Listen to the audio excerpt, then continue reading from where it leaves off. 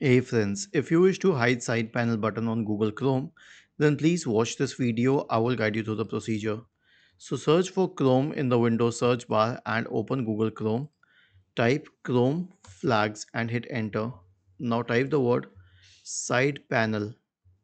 Okay, so you'll have this option here which says customize. Okay, we need to hide the side panel button.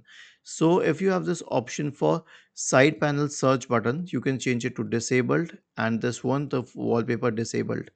And if you want to disable the extension card, you can do that for it as well.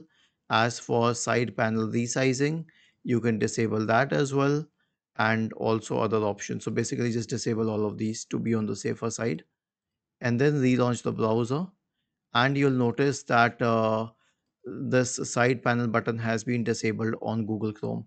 Was this helpful? If yes, then please subscribe to the channel. If not, then let us know in the comment section of the video on how we could help you further.